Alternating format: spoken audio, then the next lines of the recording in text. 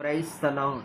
ప్రతి ఉదయం వాగ్దాన కార్యక్రమం కొరకు ఎదురు చూస్తూ వాగ్దానాన్ని విని ప్రార్థిస్తున్న ఆత్మీయులైన ప్రియులందరికీ హృదయపూర్వక శుభాలను యేసయ్య నామంలో మీకు తెలియజేస్తూ ఈరోజు కొరకు దేవుడు మనకు సిద్ధపరిచిన శ్రేష్టమైన వాగ్దానాన్ని ధ్యానించబోతున్నాం.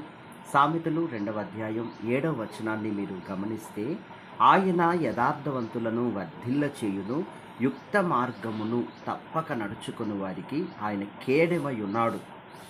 భూమి మీద పుట్టిన ప్రతి బిడ్డను కూడా దేవుడు యథార్థవంతులుగానే పుట్టించి ఈ లోకానికి పంపి ఉన్నాడు.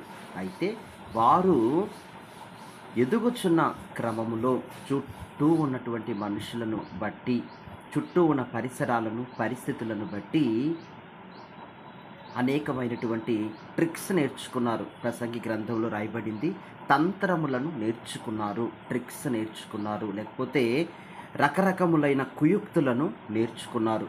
తద్వారా దేవునికి దూరం అవ్వాల్సిన పరిస్థితులు వచ్చాయి. తమ సొంత మనస్సాక్షిని కూడా పాడు చేసుకున్నారు. చుట్టూ ఉన్న సమాజంలో కూడా తమ యొక్క విలువలను పోగొట్టుకుని తమ యొక్క కుయుక్తి పరులు అనేటటువంటి పేర్లతో కొనసాగింపబడుతూ ఉన్నారు. బైబిల్ గ్రంథంలో రాయబడింది, యుక్తి మార్గం వేరు, కుయుక్తి మార్గం వేరు. యుక్తి మార్గము అనంటే దేవుని మాటలను, దేవుని నీతి సూచకమైన సూత్రాలను విని పొందుకొని ఆ ప్రకారంగా జీవించటము, అది దేవుని మార్గం. తర్వాత కుయుక్తి మార్గం అని రాయబడింది. కుయుక్తి మార్గం అంటే అది సాతాను గాడి మార్గం. అబద్ధాన్ని విని ఆ ప్రకారం జరిగించి అవినీతితో వెళ్ళేటటువంటి మార్గమే ఏమంటారు దాన్ని? కుయుక్తి మార్గము. యుక్తి వేరు, కుయుక్తి వేరు. హల్లెలూయా. బైబిల్ గ్రంథంలో మీరు గమనిస్తే మన మూల పితరులైన ఇస్సాకును మనం తీసుకున్నప్పుడు, ఇస్సాకు యథార్థవంతుడు, ప్రార్థనాపరుడు, భక్తి గలవాడు. అందుకనే లోకమంతా కరువు, తన దేశమంతా కరువు. అంత కరువు కాటకాలలో ప్రజలు ఉండినప్పుడు, ఆ దేశం నడిపించబడుతున్నప్పుడు ఈ యొక్క ఇస్సాకు ఇంటిలో మాత్రం సమృద్ధి ఆహారం ఉంది. ఎందుకంటే అతడు వేసిన పంట నూరంతలుగా ఫలాన్ని పొందుతుంది. అతడు అభివృద్ధి చెందుతాడు, క్రమక్రమంగా ఆశీర్వదింపబడతాడు దేవుని చేత. ఎందుకు అనంటే ఇతను యథార్థవంతుడు. హల్లెలూయా. మనం యోసేపును గమనిస్తే, యోసేపు చిన్ననాటి నుండి తండ్రి ఒడిలో నుండి యథార్థముగా ఉన్నవాడు.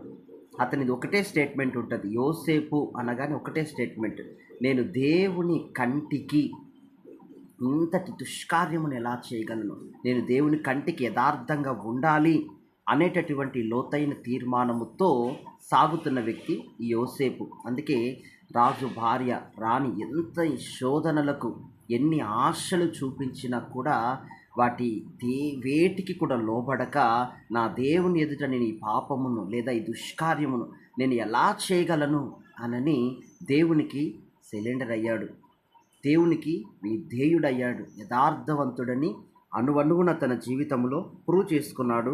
అందుకే అతడు బానిసగా వెళ్ళాడు, కానీ ఆ దేశంలో మినిస్టర్గా మార్చబడి ఫరో తర్వాత ఫరో అంతటి సింహాసనాన్ని, స్థానాన్ని అతని అనుమతి లేకుండా రాజ్యములో కాలైనా, చెయ్యైనా, మాటైనా మెదపకుండా పూర్తి అధికారాలు ఫరో రాజు యోసేపుకు దయచేసి ప్రైమ్ మినిస్టర్గా దేవుడు అతనిని ఘనపరిచి ఆశీర్వదిస్తాడు.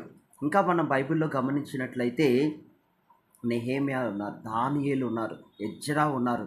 ఈ గ్రంథాలను మీరు ఒకసారి పరీక్షించి చదవండి. అందులో ఏం రాయబడి ఉందంటే, వీరు యథార్థముగా ఉన్నారు. బైబిల్ అక్షరాలు రాయబడిన మాట, వీరందరూ కూడా సాధారణంగా రాజులైనటువంటి వారు తమ బంధువుల్ని, తమ స్నేహితులను తమ యొద్ద ఉంచుకొని వారి ద్వారా పరిపాలన సాగిస్తూ ఉంటారు. కానీ ఆ తరములో అన్యులు అయిన రాజులు యథార్థవంతులుగా ఉన్న వీరిని నమ్మారట. ఎందుకు అనంటే వీరి యందు దేవుని ఆత్మ నివసించుచున్నది. వీరు నమ్మకముగా దేవుని కొరకు బ్రతుకుతున్నారు.